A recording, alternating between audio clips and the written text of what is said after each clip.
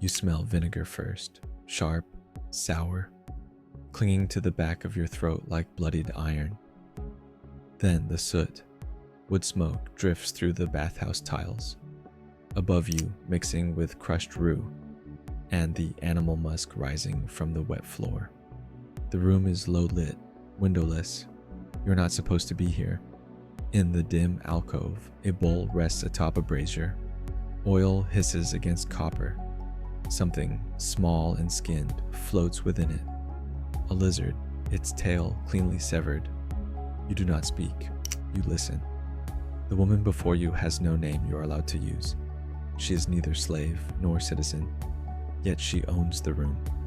Around her neck, a strip of linen stained with saffron, wound 3 times, bound with a knot only she may untie.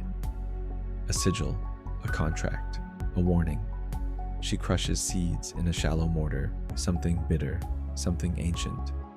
The pestle clicks against stone like the tick of a death watch beetle.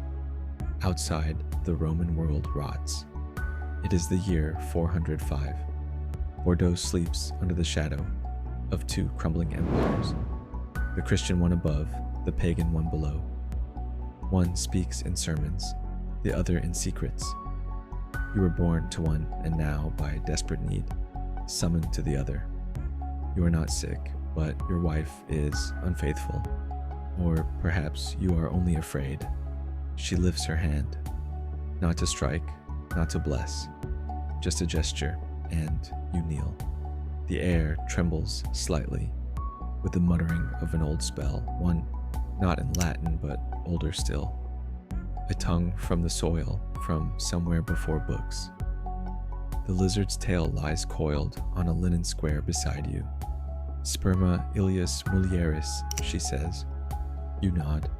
It is already in the vial, mixed with wine, corked tight. She places the tail in the same bottle, careful not to touch the rim. Her lips barely move. Her eyes do not close. Is this healing? Is this a vengeance? No one speaks of Marcellus openly. Not in the villa courts, not in the markets, but in the margins of parchments, in whispered references and hurried copies. He lives.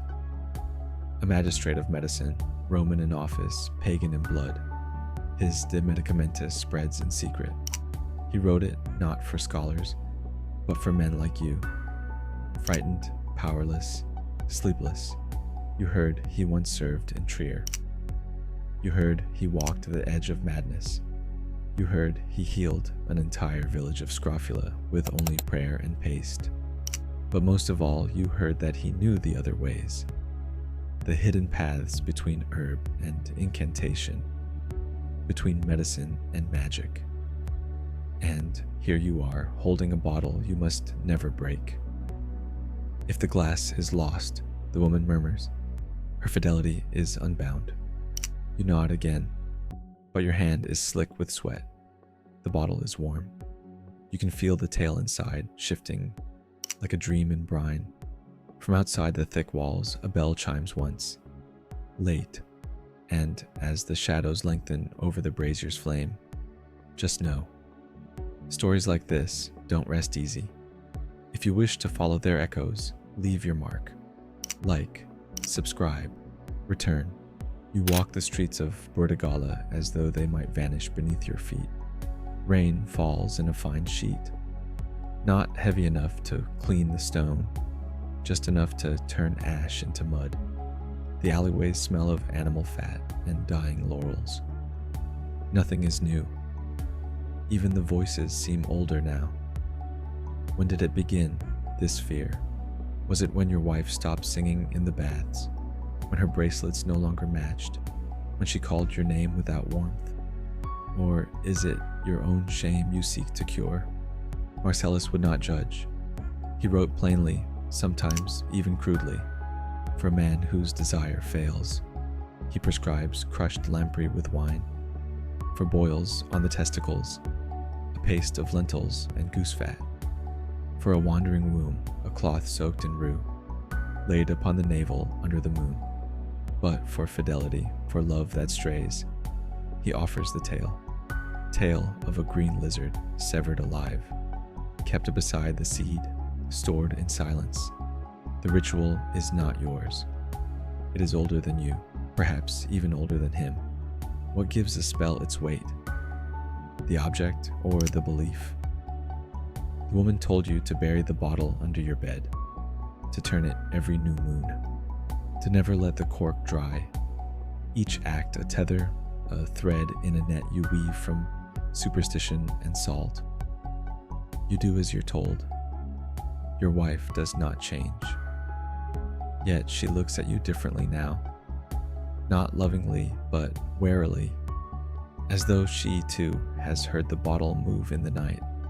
At the threshold of your home, you see the laurel again, blackened, dying, its leaves crumbling like burnt papyrus.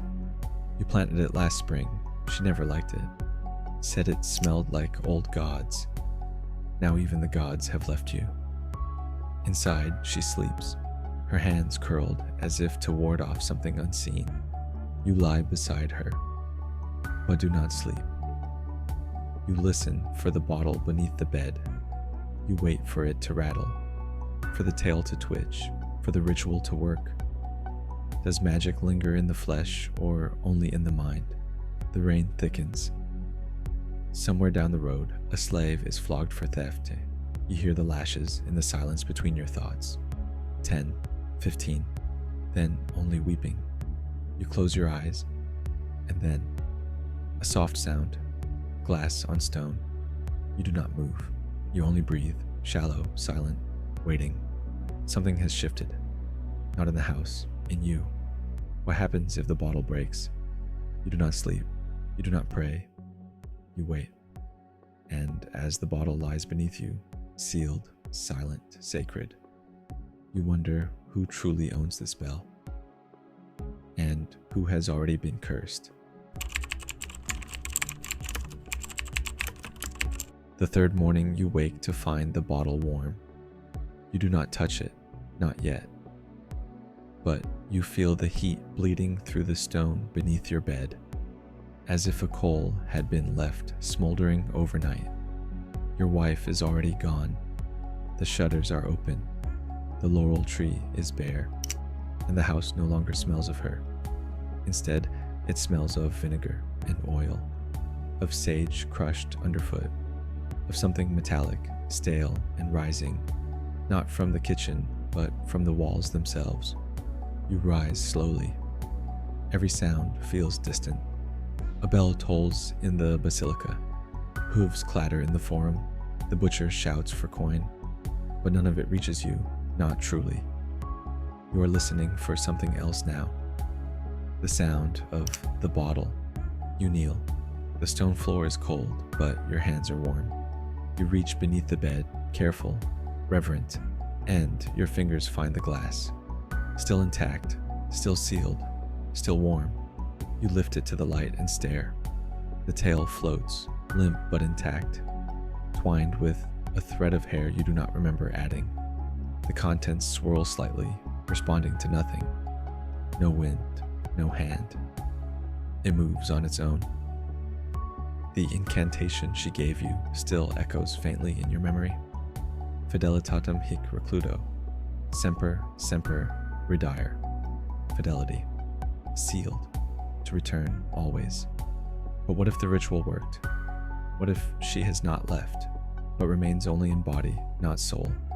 At market, a man sells scrolls, fragments, recopied by hand, smudged by ink and oil.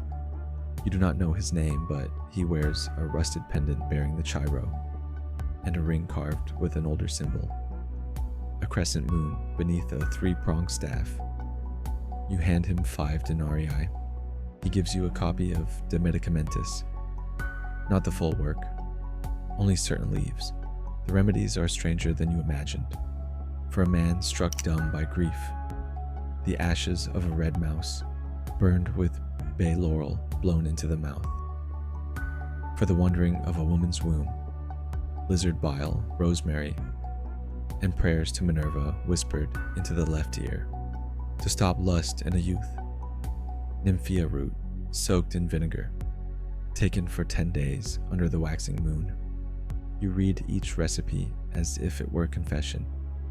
Some entries are crossed out, others written in hurried script, as though copied during flight.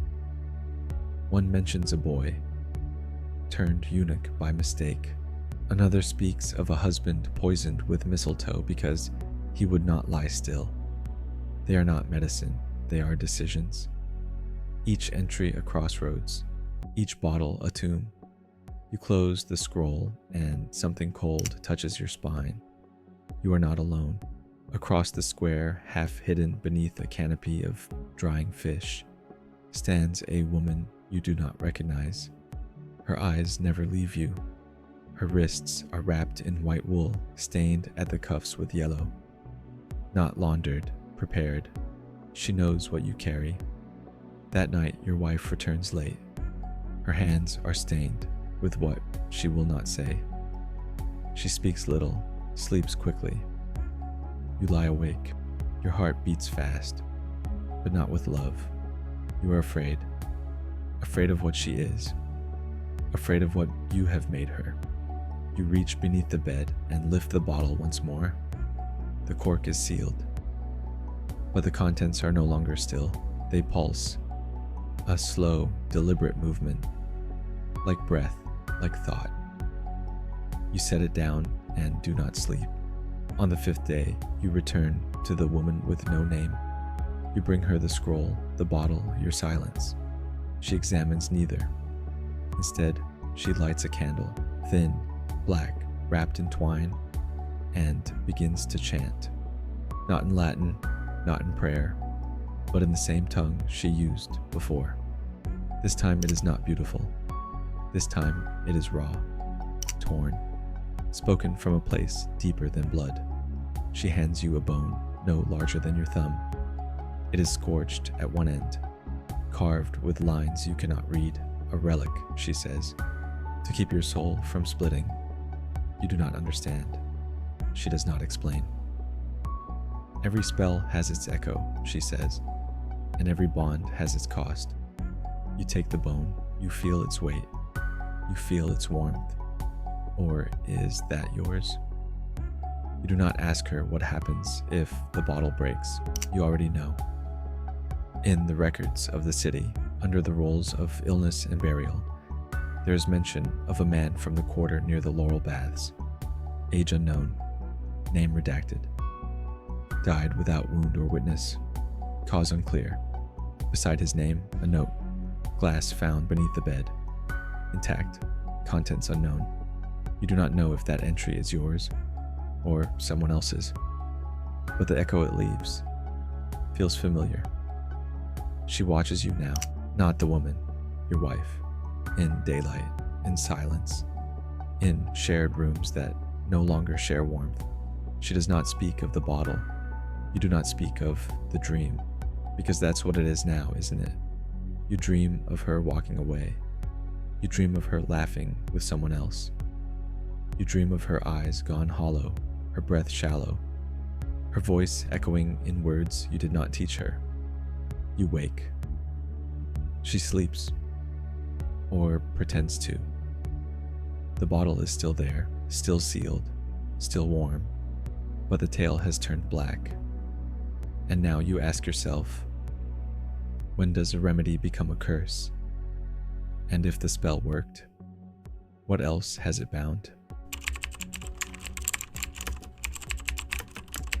You press the bone between your fingers as the bell tolls midnight. 1, 2, 3. She does not stir, but her hand, curled beneath the blanket, closes tighter as if around something unseen. The laurel is dead, the bottle is silent, and yet, somewhere in the room, you hear breathing. Not hers, not yours. The spell, if it ever worked, no longer sleeps. And as the candle gutters low, casting the room in shifting shadow, you ask, was it her fidelity you sealed, or your own fate?